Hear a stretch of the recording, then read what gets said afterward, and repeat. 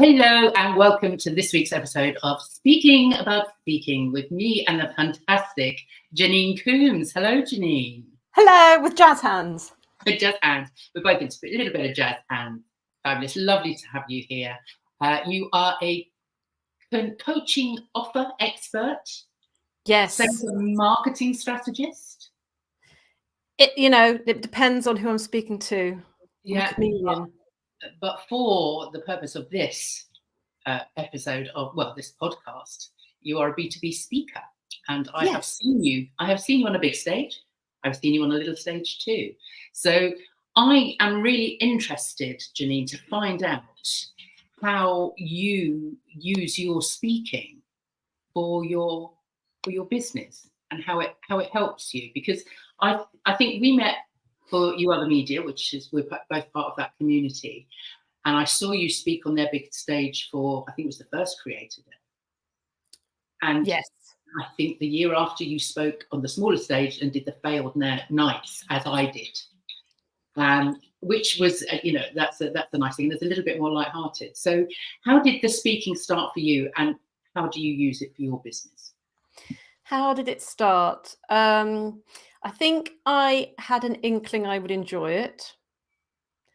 And I knew the impact it had on me when I saw speakers on a stage, sort of the authority you give to them, or you're literally a captive audience and you have to listen to their you don't have to, you could be rude and go on your phone, but usually you're listening to their every word. So it is a really powerful medium. And it all started, my first speaking gig was at an event and somebody put me forward for it. I think the person who was organizing the event was looking for speakers, and she put it out to her audience, who do you want to see speak? And a couple of people said me, which was weird because I'd never done any speaking before. And I did do I got speaker coaching for it because I wanted to make sure that I knew what I was doing. And I did do a couple of little local talks to gear up for it. So it wasn't like my first speaking engagement, but it was almost my first speaking engagement. So that was quite a big stage. There was several hundred people in the audience. So it was baptism of fire, I suppose. Yeah. And was that when you were sort of in corporate life? Because you had a few years in corporate, didn't you? So this was when you were running your own business. So you were speaking for your own personal brand. Arguably a bit too early in running my own business, because what I spoke about wasn't anything to do with what I was selling. I knew that when I was offered the gig. I was asked to speak about LinkedIn, which I love LinkedIn, but I'm not a LinkedIn trainer. Nothing I sell has anything to do with LinkedIn per se. But I just thought, it's too good an opportunity to pass up. I probably, if that happened to me now, I'd say, would love to speak, but can I speak about this, this, or this? Like, what would your audience appreciate? That's not my area of expertise. I don't want to speak about that. I mean, why didn't I do that? Well, no, because I think in the early days, we all want to get in front of an audience to, well, maybe you and I more than other people in lots of ways, because I know you like to perform as well, which we will come on to. But I think in the early days, when you are starting your own business, I think it's just important for you to kind of show your face. So I think lots of people will quite happily just say yes, which is not, as you say, the best thing. Because if you don't know the subject that you're talking about, then that's when you get nervous and you mutter and you kind of stumble over your words, and because you don't really understand what it is that you're saying a lot of the time, because it's not your area of expertise. I mean, the way, like I say, I did get coaching for it. So the talk itself was good, even if I say so myself. And I turned it to my advantage. So it wasn't so much that I was unsure of the content, but it just didn't help me with my business as much as that opportunity should have done. Yeah. But what are you going to do? I mean, would I do the same? Would I change anything? Probably not. I was not confident enough to say, I won't speak on that. I'll speak on something else. It did get me in front of more people. It got me realizing I did like speaking. So Yeah, no, the power of saying yes sometimes is, as long as you have a certain amount of confidence in what you're speaking about to get up and speak, then yeah, I don't think there's anything wrong with that, because you learn from every experience that you have, don't you? And well done you for getting a speaker coach. I think everybody should get a speaker coach and Definitely. be to somebody to help. You can see who's had help and who hasn't, I think. Yeah. I think, because you can see like the story, the importance of having stories or a story or several stories, and having a theme that runs through it. Like you can really tell when those things are missing. You do get speakers who are more of almost like trainers, and that's fair enough. But I still think if you want to really engage people, those other elements need to be there. Yeah. So, okay. Well, what was it then that in the coaching that you had that you took away and that you still use today? Was there anything from that coaching that? Am I allowed to name drop the coach? I'm not sure. If her name is Jackie Goddard, then maybe. If not, maybe not. She's not a speaker coach by trade, so she's not direct competition. It's Trisha. Oh, well, of course it's Trisha. I knew it. Trisha Lewis. Of course. So yeah, the one thing which, as soon as she said it, it was obvious to me, but I would never have thought of it myself, was 100% all the way through. What is in the minds of the people you're speaking to? What are their preconceptions? What will keep them interested? How do you pique their interest consistently throughout? Like what can you put in there? So that's the one thing I've kept with me is put yourself in your audience's shoes. And sometimes I watch a speaker. This sounds like I'm out there judging people. I'm not much. But sometimes I see a speaker and it's just like you're not thinking about the audience. Like it's an honor to be in front of the audience. I'm going to get very worthy now. Yeah. It's an honor to be in front of an audience and have them listen to you. Hundreds of people listening to you. They've got to sit through whatever you've got to say. For goodness sake, pay them the respect of thinking about, where they are, what their preconceptions are, like what are they expecting, what are they not expecting, and just think about them. Yeah, absolutely. It's always about the audience. I mean, I love Trisha Lewis. Absolutely. I did some training with her very early on when I started my business. So yeah, big up to Trisha. Absolutely, though, it is about the audience, and so many people don't consider that. Plus, it kind of it makes them nervous because they think it's all about them, and actually, it's not. No. And that really helped my mindset as well. It's like it's not about you.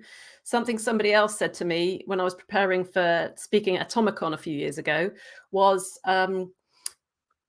like, you can't control what the audience think about you. You can't control how they act or react. All you can do is decide how you're going to show up. Because you could turn up and it's 100% people who are not interested in what you have to say, and you've prepared this talk. You're not going to just throw it in the bin and do something improv, unless that's your bag. So you can only decide how you show up. And then, that probably contradicts what we've just said. It's all about the audience. But anyway, Mark's saying something. There is, yes, yeah. I mean, obviously, Mark is here. I'm looking at the comments. Just on that point, you have to obviously consider your content for your audience. So in that, you have to consider, you do have to sort of consider who you are and why you're there. But you need to be there in service of the audience. Yes. So welcome, Mark. Well said about reading the room and tuning in to the audience. Very important. And Mark knows that because he's been in front of a few audiences. Oh, no, yeah, absolutely. So if there is anybody out there, just before we carry on, just to say, if you're watching, listening, if you're watching a replay even, and you have got questions that you'd like to ask, or as you're listening want to make a comment, even if you are watching a replay, don't not comment. Please leave a comment and we'll don't be shy. Don't be shy. Come and interact. Come and get involved. So Janine, let's go back then, because I know from doing a little bit of research and a little bit of knowing you is that you do like to perform. So what kind of came first? Was it? I mean, I saw that you used to sing in a covers band. I know for a fact that quite recently, last year, the year before, you did a stand-up course on how to be a stand-up comedian. And I know from talking to you when I recorded my podcast a couple of years ago, you came on and we talked about how you love to perform. So could you do the work that you do without that element of performance in you, do you think? Yeah. Like if you're saying the bulk of my work, do you mean working with clients? Yeah, I mean, I suppose marketing your own business really, and putting yourself forward as somebody that people should approach and work with. Do you think that performance element has helped you in the business? Oh, for sure, it helps. Do you have to be a performer to do those things? No, I think there are other ways to do it. But for me, it is a key part of my personality, my brand. You know, if you like it, do it. You know, you've got to work with what is natural, haven't you? And if anything, I haven't done enough of it. Like I used to do comedy videos on LinkedIn, which I was really well known for. And then COVID hit. I just didn't have the energy, didn't have the time.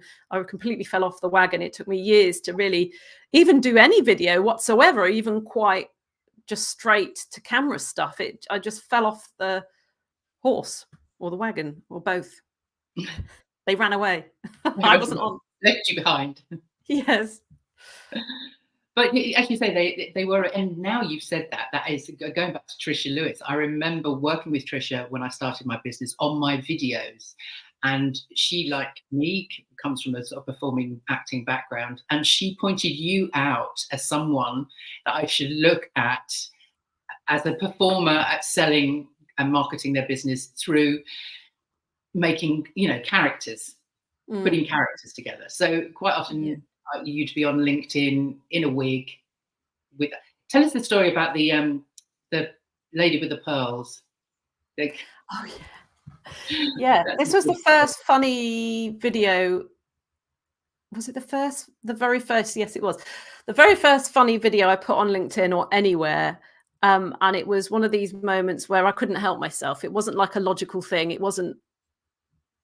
And basically what happened was that a friend of mine, also called Janine, coincidentally, had done some videos, and somebody in her audience said, do you mind, I actually produce videos for my clients. Do you mind if I give you some feedback, some constructive feedback? And she said, yeah, go for it. Go on then. And some of the feedback was ridiculous. It was like, you look too young to be credible. This was a woman in her 30s, sorry for looking young or youthful.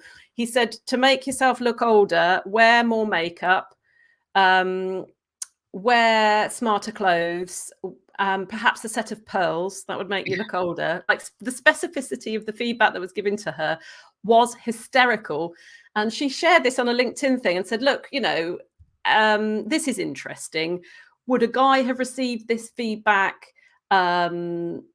What do you think of it? Like it was really a mature reaction. It wasn't inflammatory. It was very, what do you think? Do you think it was good? Do you think there's any truth to it? It was really an open sort of discussion kind of video that she did. And my reaction, I could not help myself, was to do a spoof video of me with tons and tons of makeup on. And we also told her to change her voice. So on my video, I put on a voice, an accent, like a really posh accent, and I had pearls on and like different clothes, and I was saying this was me turning up being professional, and I could barely keep a straight face through it, and I posted it, and my heart was going 19 to the dozen, because I thought, this is not what you do on LinkedIn. This is not what you do on LinkedIn, but I just cannot help myself. It made me laugh. So I thought, well, maybe some other people will laugh. And I posted it. And the reaction I got was amazing, like ridiculous. The amount of comments and reactions, and the reach was through the roof. This was the reach seems to have gone down LinkedIn since then, because more people are posting videos, blah, blah, blah. That's my excuse. I'm sticking to it. And I even got like one comment from a woman. She DM'd me and said she'd gone through cancer treatment for the last year or so, and she hasn't laughed for like months and months and months. And it was the first time she'd laughed in like 6 months. And I was like, I need to do more of this. Yeah. And then the floodgates opened and the wigs came out. Excellent. I think people are so worried about making a fool of themselves on LinkedIn, but actually, if there are people out there that are offended by you making people laugh on LinkedIn, then they're not the people you want to be attracting to No. you. So, yeah, No, absolutely. it's you Good do on. what you like on LinkedIn. There's the LinkedIn police. They're hilarious. They still turn up and like, this isn't Facebook, and it's like, no, well done. This just helped my reach. Thank you. Yeah, I like big butts was the one that made me laugh, I have to Oh say. yeah. I mean, there was no point in that whatsoever. It's like, oh, I've got a concept. If you're wondering what that is, viewer, then go on to Janine Coombes at TikTok and find the big butts. Yeah, it might be the first one, my first TikTok video. I haven't done that many, so you will be able to find it, or just tag me and I'll share it. We've got Vera Tuxedo here. Not sure if it's Alan or Emily, but welcome, guys. Enjoying live. Fab as always to hear the chit chat whilst cooking dinner. Cooking dinner, nice and early. Very early. People after my own heart. I like an early dinner. And then Mark's got a question. Was recording your videos as characters nerve-wracking? It was unknown for you, or was it easier once you shared the first one? No, it was nerve-wracking. It was quite weird. I was still a little bit uncomfortable on video. I felt a bit silly, like I was in the back garden. I heard the neighbours come out, and I thought, what on earth are they going to think I'm doing? Putting on accents and pretending to be a man and pretending to be all these characters. And I was okay filming them myself, but once or twice I needed Rich, my husband, to hold the camera for me. He's a terrible cameraman, by the way. Beautiful stills photographer, awful videographer. Don't tell him I said that. But that made me really nervous. I don't know why. I went all stage fright when he was holding the camera. I preferred to put the tripod.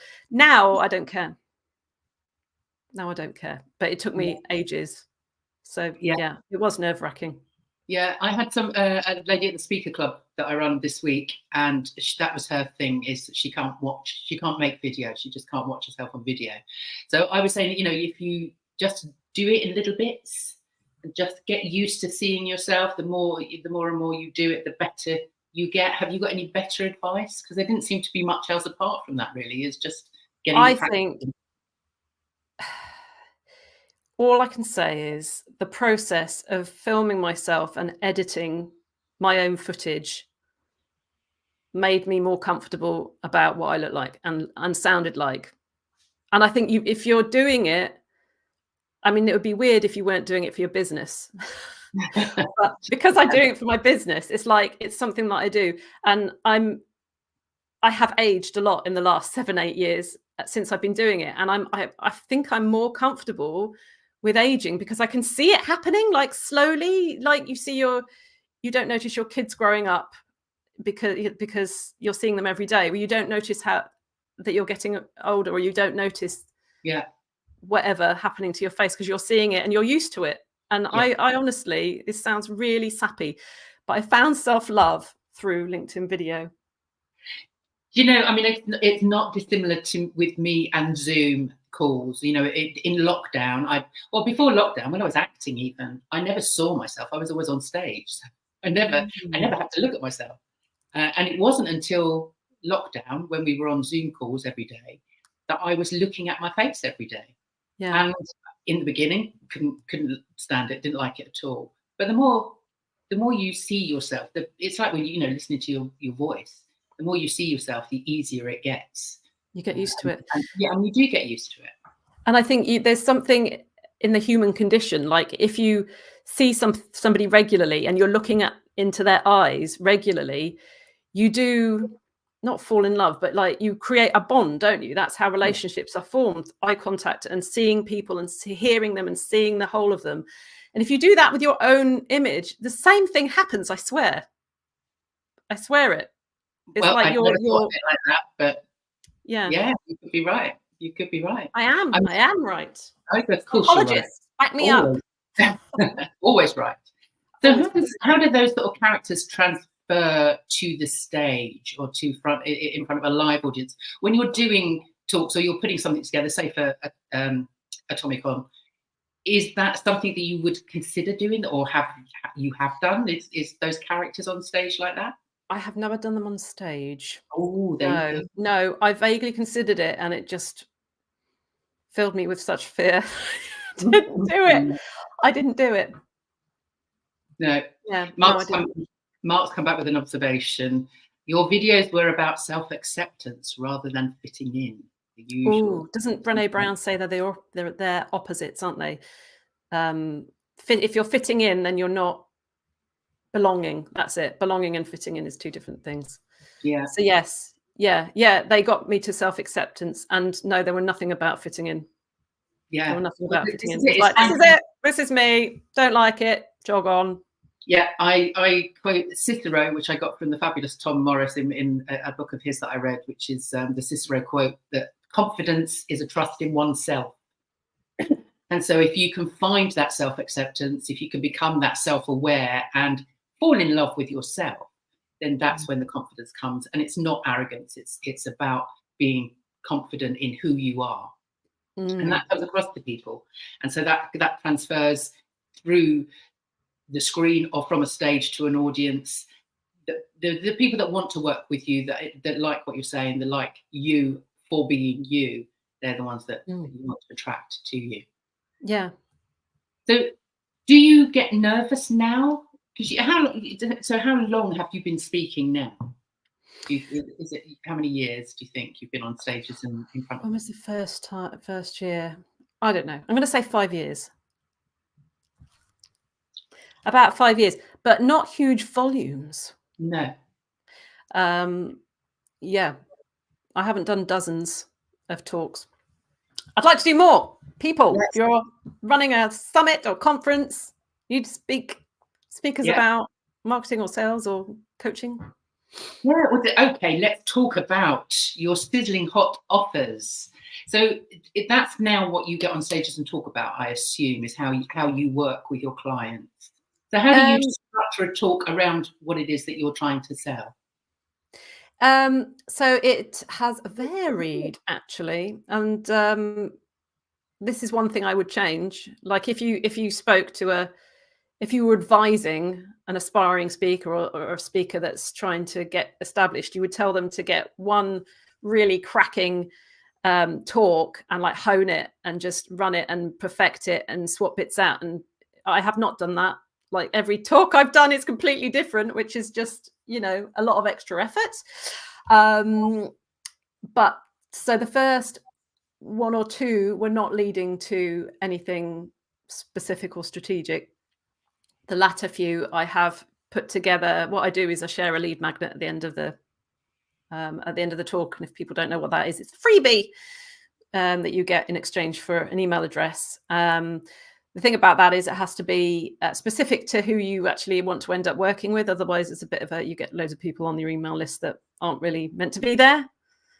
They can always unsubscribe, so it's not the end of the world. But if you want to get the biggest bang for your buck, but biggest reward for your effort, if you're doing a free speaking gig, for instance, then that is the one thing that I will make sure is positioned at the end is, okay, what are my ideal clients in the audience needing from me today? How can I help them get there? What is a logical little next step that I could get them to engage with?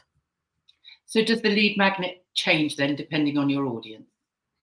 Yeah, I mean, again, if you've really nailed it, you shouldn't need to change it with every talk. But it makes sense, because if you're speaking on one podcast versus a stage here versus a summit here, you are more likely to want to change that lead magnet. Yes, but you usually don't need more than about 3 or so. Like, just have one good one to begin with. There's no need to have dozens. Yeah. And what's your favorite place to be speaking? Because you've done obviously podcasts, you've done rooms like with the Failed Nights, you've done stages. Where do you like to be? You've done obviously all the video. Where do you like to be? Oh, that's so difficult. That's too difficult. It's too difficult. I can tell you, I thought Failed Nights was just a really the easiest speaking gig I've ever done. I don't know what you think about this, and I'm so bummed that I missed yours, Jackie. it's a shame you can't do replays on the failed nights, can you? They don't film them. What I have to say, John Burkhart did a fantastic. He captured it all. So I've stolen that from him. So yeah, I like replay. But I absolutely agree. It was such a joy to do because it's fun. You know, there's no. It's just like, what have you failed at? Oh, I can do this. Where's my notebook? How little? I couldn't speak for 3 hours on this. I did this wrong and then that wrong, and that was hilarious because I did that wrong, and then so relatable. Like every single thing is so relatable, even if they haven't done it themselves. They've done something similar. Yeah, and just the connections, just like kapow. Yes.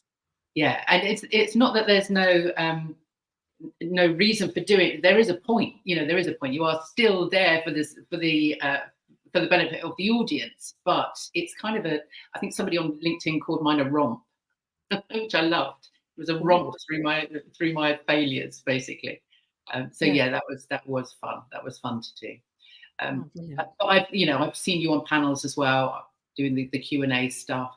Yeah, panels are fun. I think panels are easy. And what I've noticed some seasoned speakers after they've done tons and tons of talks, because it is even if you're running the same talk, you still you practice it and perfect it and what have you. I see them moving over to panels because it's easier. You just sit there and people ask you questions and then you're just like, you're positioned as the expert, but you don't have to prepare at all, really, do you? No. So that's an easy thing to do. All comes out of your head. That's it, without even thinking. And before we wrap up, because we're practically at the end of about 30 minutes, I can't believe that's gone so fast. Tell me if doing the stand-up comedy course has helped with you and your clients, or is it helped you to sell your offers more, or to advise people how to sell, or how has it helped? I think it helped a bit with my confidence. I thought it might help with my speaking, but the two disciplines completely different. Like that was quite clear from the get-go. Comedy or stand-up comedy is about making a fool of yourself and setting yourself up as the fool kind of thing. And when you're speaking, you're not really meant to be the fool. You can make jokes, but it's very different. So it didn't dovetail like I thought it would, but it was brilliant. I mean, it didn't, need there be any other benefit than I had a brilliant time. I was very jealous. I watched you go through that. I thought, I'd love to do that.